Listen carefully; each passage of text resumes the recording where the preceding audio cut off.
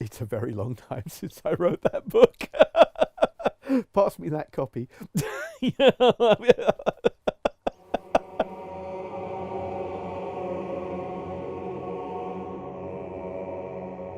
Okay, so come to Drachenfels, which was not quite my first writing in the Warhammer universe, because you had to do kind of audition pieces when we were starting out doing this. David Pringle, who's the first editor of the line, they were looking for people to write novels, but they were also publishing collections of short stories or novellas. So I think my first actual piece of Warhammer fiction was The Ignorant Armies, which is in one of the collections. And that passed muster enough for me to get a commission to write this. If it's got a genre apart from whatever we're calling it, dark, heroic, fantasy, horror, it's a backstage murder mystery. Because I like those. I like all those films where, you know, Bob Hope's in a haunted house, all that kind of stuff. And at the dawn of the era of Games Workshop fiction, uh, there was still a bit of I suppose, a snobbery in the industry about this kind of writing. The main examples of it, which I think we all know, I mean, were American books. They were fairly formulaic and repetitive, and there was a sort of assumption among many people, particularly in sort of the science fiction and fantasy field, serious writers, that these books would be rubbish. It's like, hack nonsense. And so very early on, I think that quite rightly, the people at GW said, we don't want to publish rubbish. We actually want interesting books. Yeah. We love our world and we would like quality in our. And so they hired David Pringle, the first editor, who's the editor of Interzone, the still going British science fiction magazine. And David just went to all the good writers he knew, who were sort of mostly youngish science fiction writers, and said, "Do you want to come in?" And they offered quite decent money, and said, here's a chance to write novels. There are rules you'll have to follow. There's a world you'll be working in. It's work for hire. But given that, there's no reason why it can't be good. Yeah, and so some of us pitched in and thought, yeah, let's give this one a shot. And my thinking was that I sort of knew what I thought people expected, and I wanted to hit some of those beats and then do something different. And so this book is almost like a sequel to the book that we were expected to produce, which was the basic role play fantasy scenario. Bunch of adventurers go on a quest, confront the evil Dark Lord, win. The prince becomes the hero. Everybody's happy ever after. And I kind of thought, what's the world like 20 years after that? How does that affect things? And then we have the characters get back together, and I like those stories. I suppose what I've done is, in literary terms, is I've written 20 years later rather than the Three Musketeers. 20 years later, I think, is a great novel. It's what happens when the old Musketeers get back together. And so I wanted to try that, but also I thought, let's put some mystery in there. I like whodunits, and I was very influenced by those really complicated Italian horror films. And I thought, well, let's do that. I like the idea of having clues and surprises and characters who don't go the way you expect they will. And so I thought I'd try that. That was, at the time, relatively untried in this genre. The first one, obviously, is Drachenfels. I thought we needed a good villain, and at that time, the Warhammer world had evil, but it didn't have villains you could put names and faces to. And also, I wanted to write some, yeah. And so he's a bit like Dracula, and he's a bit like Sauron, and The person I was really thinking of was the great enchanter, who's Don Quixote's nemesis in Don Quixote. And the thing about the great enchanter is he's not real; he's an imaginary villain. And I thought it'd be great to have a real villain who was just like the imaginary villain. And so he's a dark magician and inhuman and does everything terrible he's done. Also, he's not really in the book much. He dies, and it's not quite about his resurrection. It's about what the world is like after he's gone. But he's kind of going to be back. I sort of envisioned him as Christopher Lee as Dracula, where he turns to dust at the end of every film. But he's going to be back. They'll be pouring blood on the ashes. Or So I wanted a baddie like that. Detlef Sierck, who's actually the name comes from a Hollywood film director who. It's the real name of a guy called Douglas Sirk, who directed a bunch of melodramas in the 1950s, The Tarnished Angels and Imitation of Life, whose work I like a lot. But the character is based on Orson Welles, the kind of self-proclaimed genius theatrical entrepreneur who I don't know if Orson Welles ever solved a murder mystery, but he would have done if he wanted. And he mythologized himself. But also I thought that most sort of fantasy adventures didn't have room for characters like that, or if they did, they were comic relief. I thought, no, it'd be good to actually focus on, and also somebody whose primary job wasn't shoving swords through people. Someone who's sort of thought, well, even a medieval world is going to have entertainers. It's going to have writers. Shakespeare was an interesting character, and so I thought, well, let's do that. Let's go with that milieu rather than a military or an adventuring milieu. And I didn't want to make him Falstaff. I didn't want to make him cowardly. I thought they'd be, genuinely talented, but also a bit embarrassing and a bit of a blowhard. And there are all kinds of myths about Wells's stage productions or even his film work, where he'd do crazy things, and that fed into the book. But Genevieve was the weird thing is she's actually quite a significant character in the evolution of the image of the vampire in popular literature, because she's somebody who. Her being a vampire was not the first thing that I thought of about her. Every other vampire in books and movies, Dracula or the vampire Lestat or that Edward in Twilight, the first thing they thought about them was that they were a vampire, and then they worked out other stuff. I believe subsequently the character in Being Human was first thought of as a sex addict, and then I'll make him a vampire. So someone has done this. And the reason she's a vampire is I needed somebody who looked the same 20 years apart. And once that worked, somebody who could play themselves in a play based on the adventure they'd had. And obviously I like vampire movies. I like literature. I wrote Anno Dracula and a whole bunch of other books series. So I thought, let's do it. And I thought that at that time, all kind of role-playing games, the manuals had rules for vampires. So vampires were part of this universe. I thought, let's look at it. I think probably, there was a kind of influence of Anne Rice was big at the time. And so we just started having fairly good guy vampires. I thought, well, let's have a vampire who's actually the most moral person in the book, because I figured somebody who lived a long time would have a different perspective on all kinds of things. And I thought, she'd be fun to write to, and it turned out she was. I mean, she has tended to be the character people most remember from these books. And I also remember that the Games Workshop were very decently willing to change their own rules in order to allow her to be the heroine of the books. I've told this story many times, but at the sort of the pitch meeting for the novel, somebody said that the rules for vampires wouldn't allow part of the plot for Drachenfels, and then they say, well, we quite like this story, so let's just change the rules, because in fact, the rules were changing all the time anyway, and so it was only a slight tweak. But I also remember that the guy said, something like, couldn't she be an elf?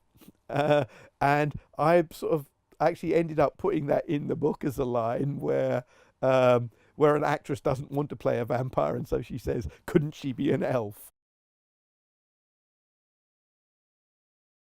The first chapter of Drachenfels is designed to be like the last chapter of what we patronizing now would think of as a typical heroic fantasy. I mean, modeled obviously on a role-playing game quest. You know, a bunch of adventurers have gone on a great journey to confront and then vanquish a dark overlord, and yeah, the first chapter is this big final confrontation.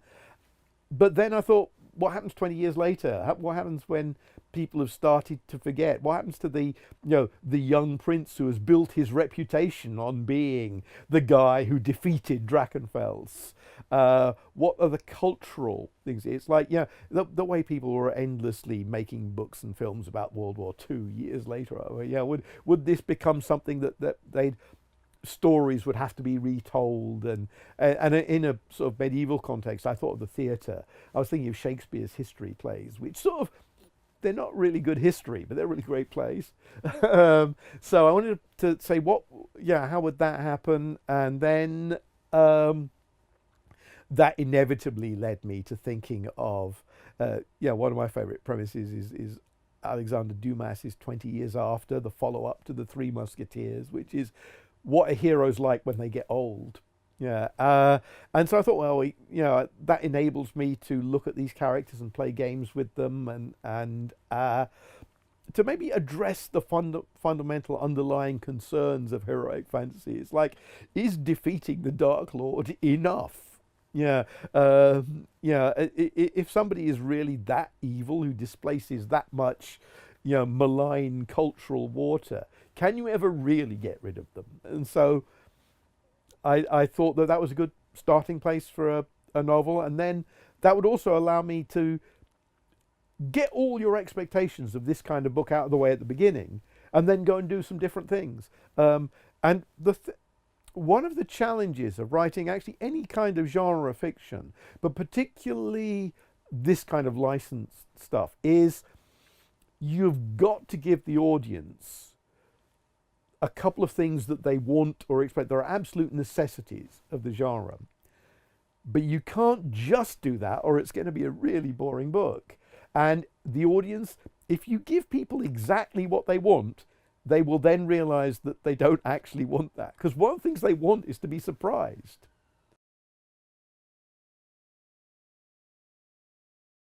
My background is in horror. I incline towards that much more than fantasy, and it was almost like I thought, well, I can meld with this world, providing I get to stress the weird, gothic, scary stuff. And there was plenty of it in the rule books. It was not like I took something that was ElfQuest and turned it into Night of the Living Dead. The darkness was there.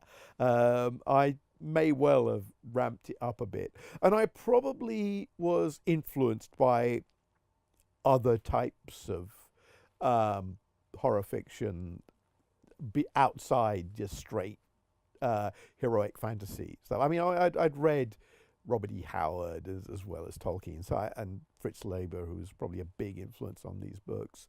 But I was also looking at a lot of Italian gruesome horror films, lots of zombie films, lots of there's quite a bit of Hammer films in there as well. I think I like that sort of gothic horror, and so I was going with that. And also there's a kind of just cutting loose, isn't it? It's like I know that there's some fairly extreme material in these books, but I hope it's sort of also quite good humoured. I found that a lot of fantasy at the time had no humour whatsoever, or it had Terry Pratchett type humour where it was just not serious all the way through.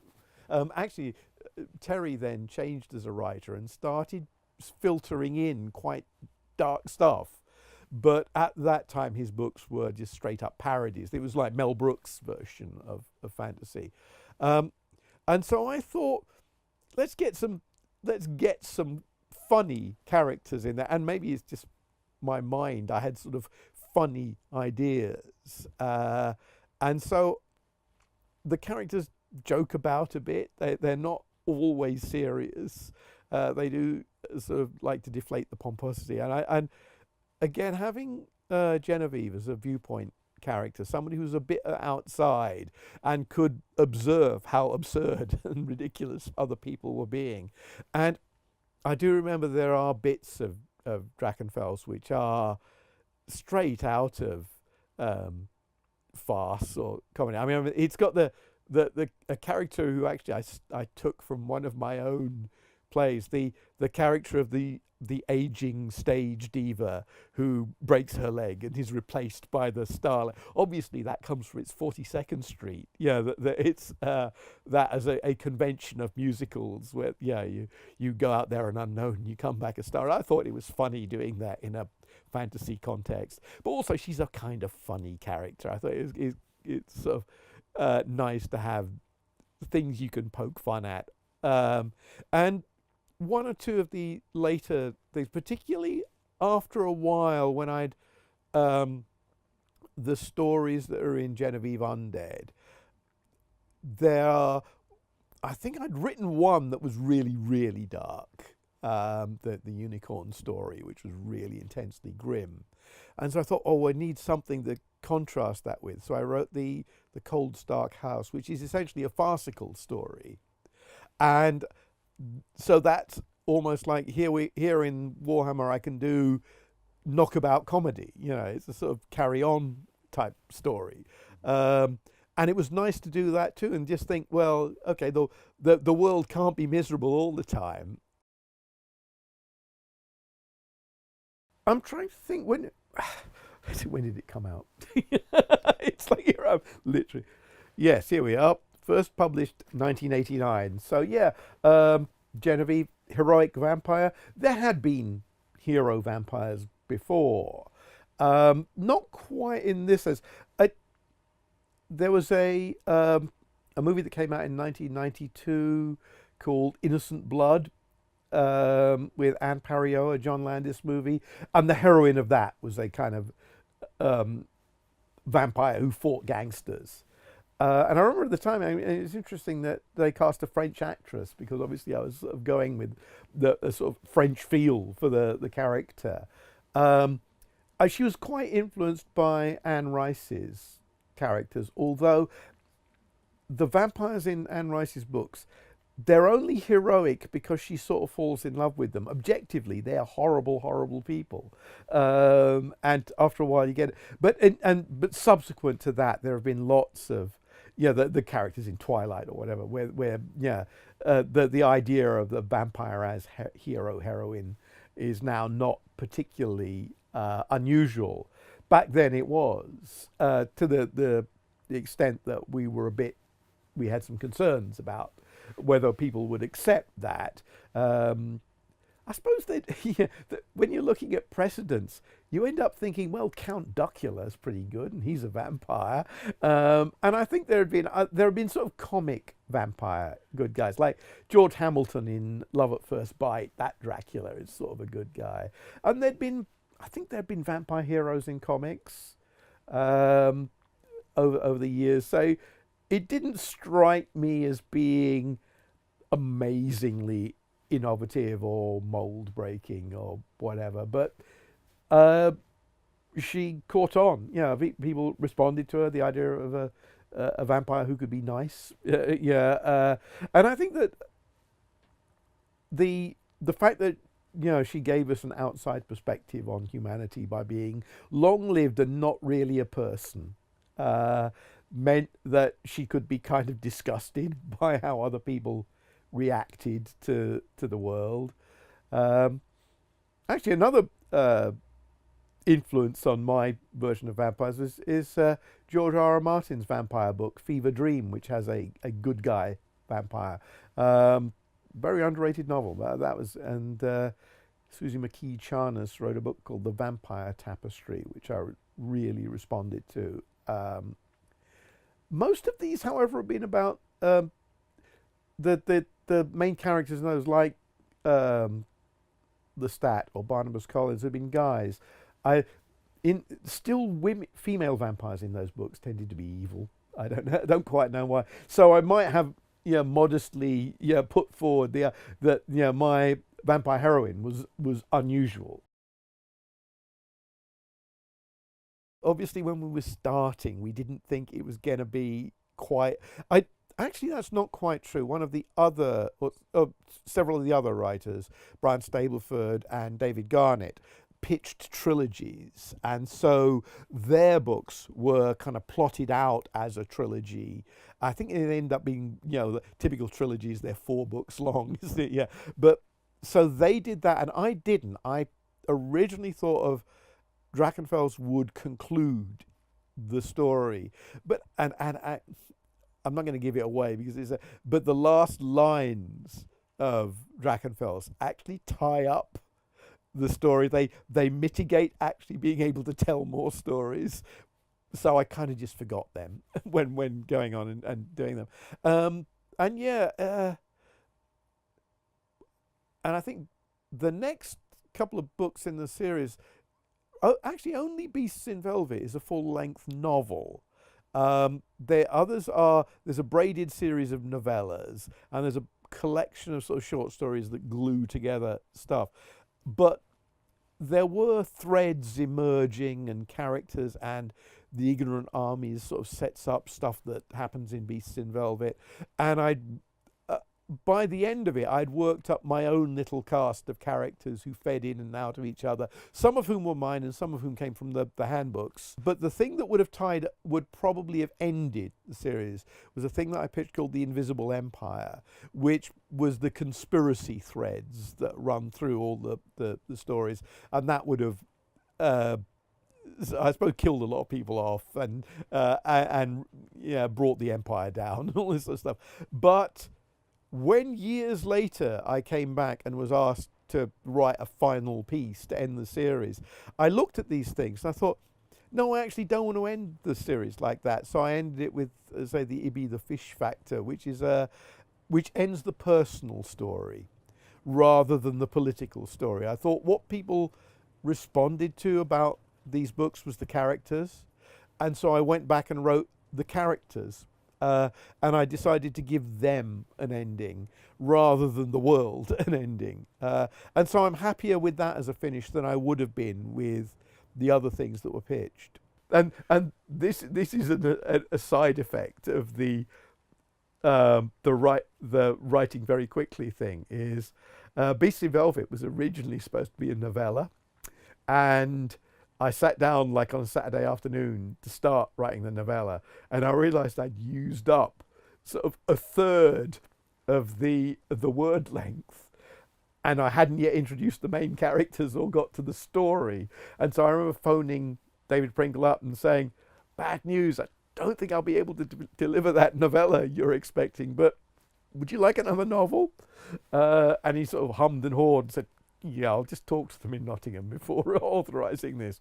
And I was sort of sat there for the rest of the weekend thinking, oh God, if they don't want it, then what am I going to do with this? Mainly I was thinking, I'm still obliged to give them a novella. And so I think a bit of Genevieve Undead was the novella that was written to replace the one I'd promised. But they did in the end get back to me and say, yeah, another novel would be lovely. So I'm glad that these books are out there again and are still seen as valid and useful and part of the story. And I hope that they stand on their own, and I hope that they can be read within the context of a series.